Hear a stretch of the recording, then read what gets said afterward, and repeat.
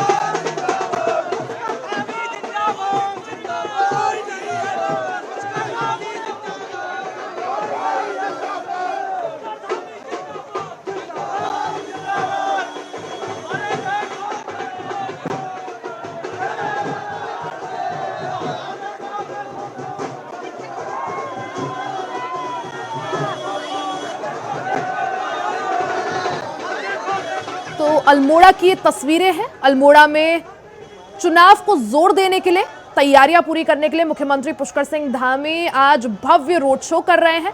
अल्मोड़ा से भारतीय जनता पार्टी ने अपना प्रत्याशी अजय टम्टा को बनाया है, जो इस वक्त अल्मोड़ा के मौजूदा सांसद भी हैं।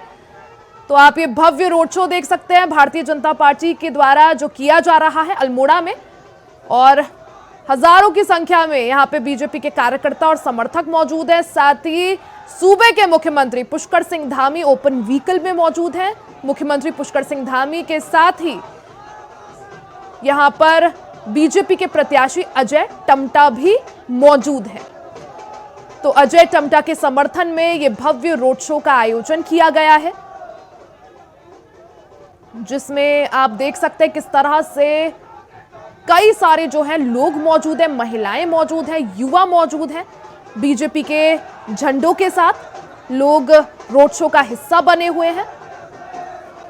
तो भारतीय जनता पार्टी पूरी तरह से जोर शोर से अपनी चुनाव के प्रचार प्रसार में जुटी हुई है, ताकि ज्यादा से ज्यादा लोग बीजेपी को इन चुनावों में वोट दें और भारी मतों से भारतीय जनता पार्टी के प्रत्याशी को जिताएं। तो मुख्यमंत्री पुष्कर सिंह धामी का ये भव्य रोड शो अजय टम्टा के समर्थन में।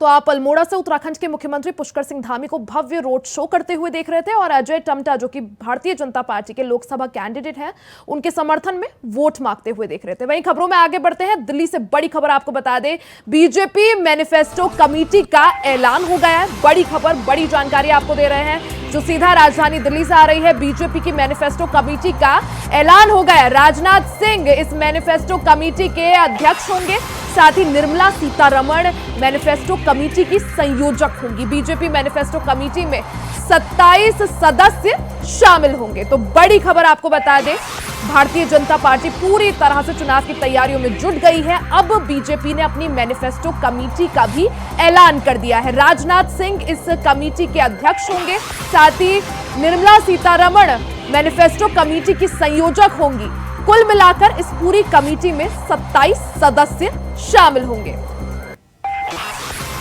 तो चुनाव की तैयारियों को देखते हुए भारतीय जनता पार्टी पूरी तरह से एक्टिव नजर आ रही है। इस कड़ी में बीजेपी ने मैनिफेस्टो कमेटी का भी ऐलान कर दिया है। ये वही कमेटी है जो मैनिफेस्टो को, यानी जो घोषणा पत्र बनाया जाएगा 2024 चुनाव के लिए, उसका फॉर्मेट तैयार करेगी, उसको तैयार करेगी। इसी दौरान इस कमेटी के जो अध्यक्ष होंगे वो राजनाथ सिंह होंगे, निर्मला सीतारमण कमेटी की संयोजक होंगी और कुल मिलाकर इस कमेटी में 27 सदस्य शामिल होंगे।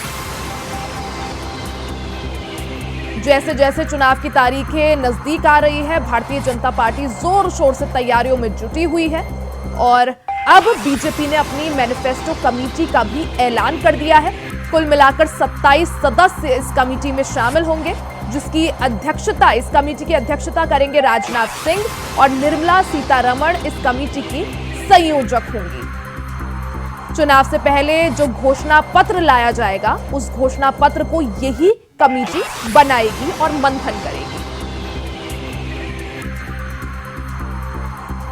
तो दिल्ली से बड़ी खबर आपको बता दें, भारतीय जनता पार्टी ने अपनी मैनिफेस्टो कमेटी का ऐलान कर दिया है। राजनाथ सिंह इस कमेटी की अध्यक्षता करेंगे, साथ ही निर्मला सीतारमण मैनिफेस्टो कमेटी की संयोजक होंगी। वहीं इस कमेटी में कुल मिलाकर 27 सदस्य शामिल होंगे। ये वही कमेटी है जो आगामी चुनाव को देखते हुए भारतीय जनता पार्टी का घोषणा पत्र तैयार करेगी।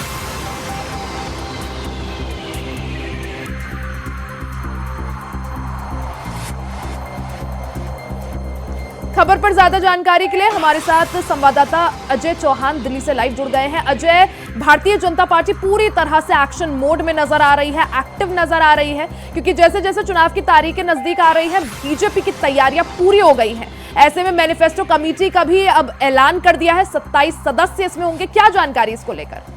बिल्कुल बता दें, जिस तरह से बीजेपी की पूरी तरह से क्योंकि उम्मीदवार की लिस्ट जारी कर दी गई है, पूरी तरह से तैयारियां हैं चुनावों को लेकर। जिस तरह से बीजेपी लगातार अपना रथ को आगे हाँकते हुए नजर आ रही है, वहीं आज जिस तरह से मैनिफेस्टो कमेटी बनाई गई है, उसके जो अध्यक्ष है वो राजनाथ सिंह को बनाया गया। यानी कि जो जनता के बीच जो मैनिफेस्टो होगा, जो चर्चाएं होंगी, जिस बातों पर चुनाव लड़ा जाएगा और क्या क्या जनता के बीच जाएगा, उसको लेकर तैयारी की जा रही है। यानी कहीं आस्था जो बिल्कुल बच चुका है और इस समय तैयारियां पूरी तरह से बीजेपी ने कर ली है। अब देखना यह होगा, क्योंकि पूरा जो टारगेट है 400 पार का है और ऐसे में राजनाथ सिंह को जब इसकी जिम्मेदारी दी गई है, तो कहीं ना कहीं क्योंकि एक चेहरा है और चेहरा है, पुराने नेता है, बीजेपी में कद्दावर नेता रहे हैं, तो ऐसे में वो पूरी तरीके से तैयार है। और जिस तरह मैनिफेस्टो तैयार किया जाएगा कि जनता को क्या क्या उपलब्ध कराया गया है अभी तक, और इसके बाद जो 2024 के बाद जो तैयारी की जाएंगी, जनता को क्या बेनिफिट मिलेगा, भारत को कहाँ कहाँ लेके जाना, क्या क्या उपलब्धियां प्रधानमंत्री नरेंद्र मोदी ने की थी, उसको लेकर के पूरी तरह से जो फेस्टिवल है वो तैयार किया जा रहा है। अजय, इस कमेटी में किन किन दिग्गज नेताओं के नाम सामने आ रहे हैं, कौन कौन इसका हिस्सा रहेंगे? देखिए, इसमें कई बड़े बड़े नेता हैं, क्योंकि जो पुराने लीडरशिप हैं बीजेपी के, सभी के नाम इसमें गया, लेकिन सभी की सहमति से जो तैयार किया गया था वो पूरा राजनाथ सिंह को दिया गया था कि आप इसको अध्यक्षता करेंगे। पूरी बाकी जो जिम्मेदारी होगी, जो संगठन में 27 लोग हैं उनकी होगी, क्योंकि सभी की राय होगी कि किस तरीके से कहाँ पर क्या हमें आवश्यकता होगी, किस चीज को हमने उसमें मैनिफेस्टो में लिखना है और किस तरह से पब्लिक तक पहुंचाना है। तो देखिए जिम्मेदारी जो राजनाथ सिंह को दी गई है वो पूरी जो जिम्मेदारी है वो चुनाव की तैयारी है, यानी कि जो क्या है इस समय चुनाव की तैयारी है। पूरा जो भार है राजनाथ सिंह को देखना है कि हमें किस तरह से 400 पार करो, लक्ष्य पार करना है और किन किन बातों को जनता वही चाहती है कि जो विकास करेगा, जो जनता का भला करेगा उसी को वोट मिलेगा। क्योंकि चेहरा एक अलग अलग है लेकिन लोगों का जो रोजगार की है मुद्दे बहुत होते हैं, समस्याएं बहुत होती है, रोजगार हो, मेडिकल सुविधाएं हो गई, व्यवस्थाएं हो गई, ऐसे कई मुद्दे हैं। तो देखना ये होगा कि राजनाथ सिंह किस तरह से अब मैनिफेस्टो को तैयार करते हैं। साथ ही अजय आपसे ये भी जानना चाहेंगे कि इस कमेटी का मुख्य काम क्या, साथ ही कितनी जरूरी और महत्वपूर्ण ये कमेटी हो और इसके सदस्य हो जाते हैं जब जनता को साधने की बात आए। बिल्कुल देखिए जिम्मेदारी इनकी बहुत बड़ी है, क्योंकि जिस तरह से चुनाव की तैयारी की जा रही है, जो चुनाव होने और जिन जिन जिलों में राज्यों में चुनाव होने वहाँ का जो विकास है, वहाँ की जो समस्याएं हैं उसी हिसाब से वो मैनिफेस्टो तैयार किया जाएगा। यानी कि जो भी समस्या है उनको उसमें लिखा जाएगा, वो पब्लिक के बीच जाएगा, वो मीडिया को भी साझा किया जाएगा कि हम जो वादा करते हैं उस वादों को हम पूरा करते हैं। यानी प्रधानमंत्री नरेंद्र मोदी जो भी काम करते हैं वो अपनी वादा को लेकर चलते हैं और जनता तक पहुंचाते हैं। यानी कि जो अभी तक जो कार्यकाल रहा 10 साल का, उसमें कहेंगे मोदी जो कहा वो किया, चाहे लाडली योजना हो, चाहे योजना उज्ज्वला योजना हो, या विकास का हो या रोजगार का हो, या फिर जो भारत को आगे ले जाना है 1947 तक जो वर्ल्ड बनाना है या एक नंबर पे लाना है उसको लेकर कैसे लाना है, व्यवस्था कैसे लानी है, ऐसे कई मुद्दे होंगे। तो जिम्मेदारी राजनाथ सिंह में बहुत बड़ी जिम्मेदारी है, क्योंकि वही जनता के बीच जाएगा और वही प्रचार में भी शामिल होता है। अजय, जिस तरह से अगर बात की जाए, हमने इससे पहले भी चुनावों में देखा है भारतीय जनता पार्टी के जो कोर एजेंडे थे, चाहे वो एक तरह से राम मंदिर हो, 370 हो, या फिर जिस तरह से सीए लाया गया, उन सभी वादों को बीजेपी पूरा करके दिखा चुकी है। अब क्या माना जाए 2024 के लिए बीजेपी के पास क्या विजन, क्या यूसीसी की तैयारी होगी, किस तरह से आप इस चीज को देखते हैं, क्या विजन बीजेपी के पास? बिल्कुल देखिए, अगर जैसे सीए आया उसके बाद एनआरसी की तैयारी है, यूसीसी की भी तैयारी है, और भी जो धार्मिक स्थल है उनकी भी तैयारी है। और अभी नरेंद्र मोदी तरफ से एक बयान दिया गया था कि जम्मू कश्मीर में किस तरह से 370 धारा हटी, वहाँ पर एक और ऐसी कुछ धारा है जो उसको हटाने के लिए प्रयास किया जा रहा है, काम चल रहा है। तो हो सकता है 2024 के बाद जो वहाँ की जो समस्या थी, जो भूतपूर्व समस्या थी, जो अभी तक दोनों तरफ देशों से चलती थी, गुलामी के बीच में चलती थी, जो लोगों को समस्याएं होती थी, वो शायद उसको जो भार है वो खत्म हो जाएगा।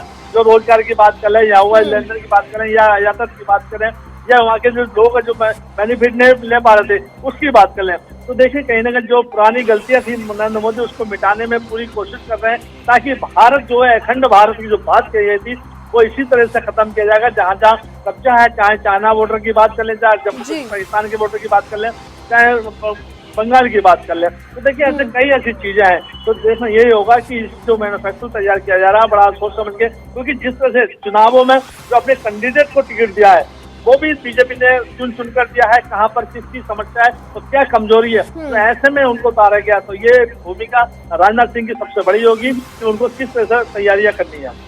अजय, साथ ही सवाल ये भी कि जिस तरह से कांग्रेस भी कई सारी घोषणाएं पहले कर चुकी है, जैसे कई सारी कांग्रेस ने घोषणा करी है कि हम महिलाओं के लिए गारंटी लाएंगे, युवाओं के लिए गारंटी लाएंगे, तो ऐसे में भारतीय जनता पार्टी किस तरह से निपटेगी इन सब चीजों से और क्या कार्य योजना भारतीय जनता पार्टी के पास?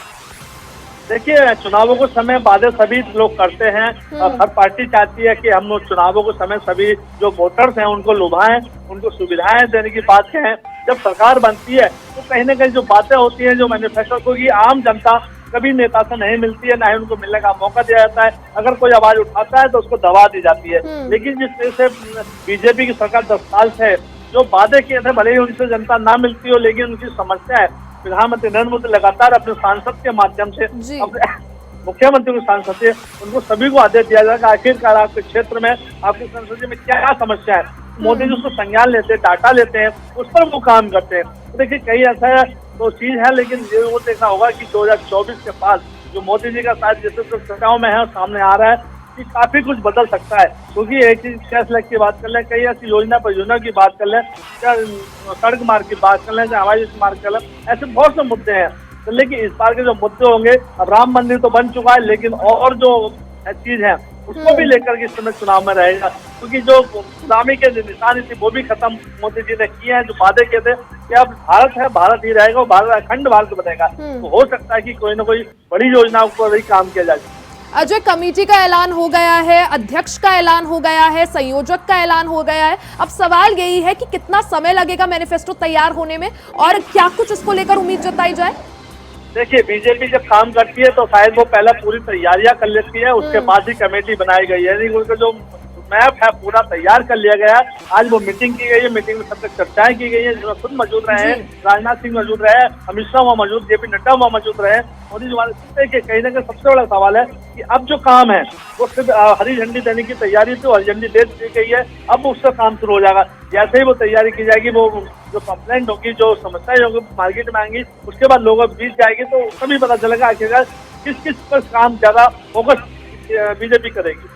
बिल्कुल अजय, तो एक तरह से कमेटी बनकर तैयार हो गई है। अब देखना ये होगा कि बीजेपी के मैनिफेस्टो में क्या कुछ नया आपकी बार देखने को मिलता है। बहुत बहुत शुक्रिया आपका तमाम जानकारी के लिए। वहीं दिल्ली से बड़ी खबर आपको बता दें, कैलाश गहलोत से पूछताछ जारी है। शराब घोटाले में ईडी दिल्ली सरकार के मंत्री कैलाश गहलोत से लगातार पूछताछ कर रही है। कैलाश गहलोत को ईडी ने आज समन भेजा था, जिसके बाद कैलाश गहलोत ईडी दफ्तर के सामने पेश हुए, ईडी के सामने पेश हुए और समन पर ईडी के जो ऑफिस में वो पहुंचे थे और उनसे पूछताछ इस दौरान लगातार जारी है। तो दिल्ली से आपको खबर बता रहे हैं, जहां पूरी तरह से शराब नीति घोटाले मामले में ईडी फुल एक्शन मोड में नजर आ रही है। इससे पहले हमने देखा किस तरह से 21 मार्च को दिल्ली के मुख्यमंत्री अरविंद केजरीवाल को गिरफ्तार किया गया और अब उसकी जो आंच है वो बाकी अन्य कैबिनेट मंत्रियों तक भी पहुंच रही है। खबर पर ज्यादा जानकारी के लिए हमारे साथ कमल किशोर संवाददाता दिल्ली से लाइव जुड़ गए हैं। कमल किशोर, अगर बात की जाए दिल्ली सरकार के मंत्री कैलाश गहलोत को आज ईडी ने समन किया, वो पेश हुए, उनसे पूछताछ अभी भी जारी है और कितनी देर पूछताछ चलेगी, क्या निकल कर सामने आ रहा है? देखिए, क्या मैं आपको बता दूं कि तकरीबन 2 से 3 घंटे हो चुके हैं और काफी समय हो गया है कैलाश गहलोत को ईडी के दफ्तर में पहुंचे हुए। अभी पूछताछ जो है लगातार जारी है। मैं आपको बता दूं कि इस समय जो आम आदमी पार्टी की दिल्ली सरकार की जो है मुसीबतें कम लेती निर्देश रही आ रही है, उसी के साथ साथ अब जब कैलाश गहलोत को भी सम्मन भेजा गया तो कहीं ना कहीं पार्टी के अंदर एक अलग से खलबली होती हुई नजर आ रही है। आपको बता दें कि पार्टी के जब अरविंद केजरीवाल ने बताया कि सभी पार्टियों को एक एक करके एजेंसियां उनको गिरफ्तार कर चुकी है, तो उसके बाद अब जो है कैलाश गहलोत परिवहन मंत्री है उनको अब ईडी के दफ्तर ले जाया गया है और अभी तक लगातार पूछताछ उसी से जारी कर रही है। पता लगेगा जब पूछताछ होगी तो उसके बारे में, उसके बाद क्या होगा ईडी का फैसला। कमल किशोर, अगर बात की जाए शराब नीति घोटाले मामले में पहले ही आम आदमी पार्टी के कई दिग्गज नेता जो हैं वो सलाखों के पीछे हैं, अरविंद केजरीवाल समेत। अब ऐसे में ये जो आंच है ये कम होती हुई दिखाई नहीं दे रही है, आम आदमी पार्टी के नेताओं की मुश्किलें कम होती हुई दिखाई नहीं दे रही है और अब जो है कैबिनेट मंत्री जो है कैलाश गहलोत, उन तक ये आंच पहुंच गई है। क्या लगता है कमल किशोर?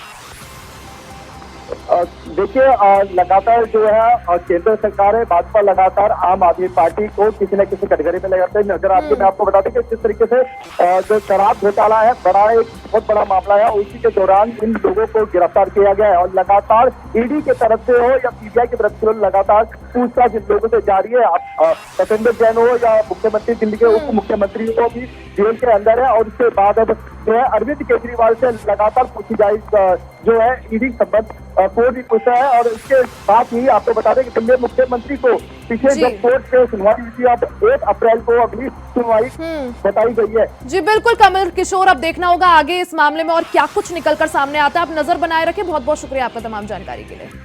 तो वहीं सीएम अरविंद केजरीवाल की गिरफ्तारी के खिलाफ 31 मार्च को इंडिया गठबंधन और देश भर के 28 अलग अलग विपक्षी दल रामलीला मैदान में एक स्टेज पर आएंगे। आपको बता दें कि इस रैली के लिए चुनाव आयोग और दिल्ली पुलिस ने भी कुछ शर्तों के साथ अनुमति दे दी है।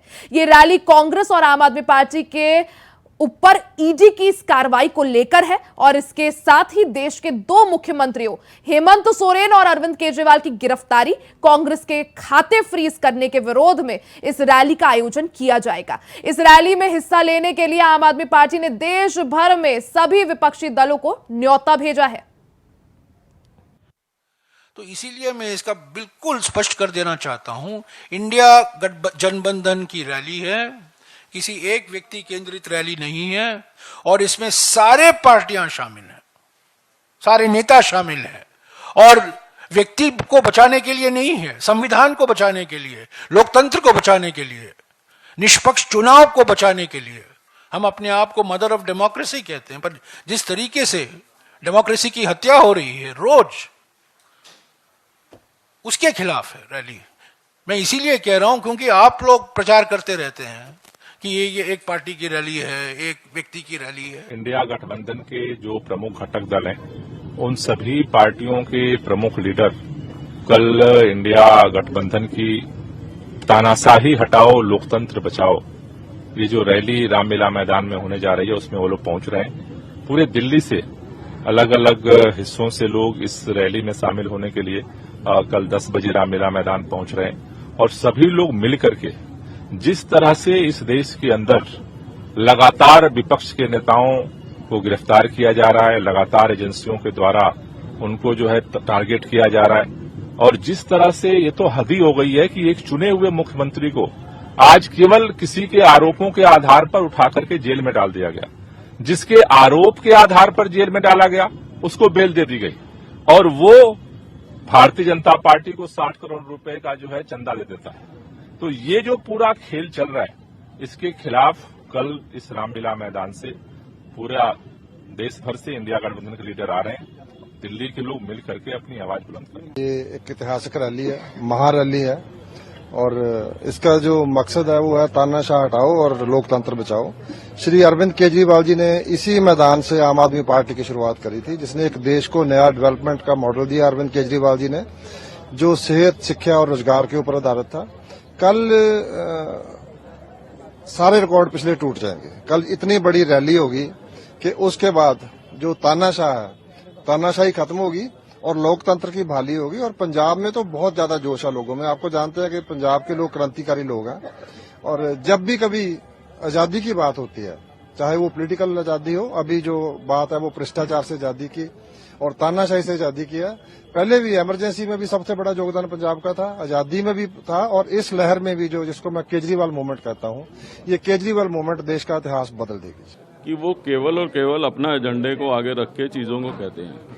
प्रश्न ये है कि आज देश में हो क्या रहा है। आप देश की सबसे बड़ी विपक्षी पार्टी के को अकाउंट फ्रीज कर देते हो। आप चुनाव से पहले जो है इनकम टैक्स के नोटिसेस देके दोबारा उलझा के रखना चाहते हो। चुने हुए मुख्यमंत्री, चाहे वो हेमंत सोरेन हो, अरविंद केजरीवाल हो, उनको चुनाव डिक्लेयर होने के बाद आप अरेस्ट कर लेते हो। आप जो है रोजाना ये रात को ये सोचते हो कि कल नोटिस किसको भेजना है। तो ये केवल एक मुद्दों पे नहीं है, ये पूरे के पूरे, इसीलिए इस रैली का नाम लोकतंत्र बचाओ है। चुनाव डिक्लेयर होने के बाद अमूमन तौर पे इलेक्शन कमीशन जो है वो तमाम एजेंसीज को, तमाम कॉन्स्टिट्यूशनल बॉडीज को वो कंट्रोल करती हैं, लेकिन आज भी सरकार अपने एजेंडे को लागू करने में लगी हुई है। यही इस लोकतंत्र के ऊपर प्रश्न चिन्ह लगाता है। डेमोक्रेसी में इलेक्शन का मतलब क्या रह जाता है जब आप एक तरफ से जो है विपक्षी दलों को जो है आप प्रहार पे प्रहार करने में लगे रहते हो।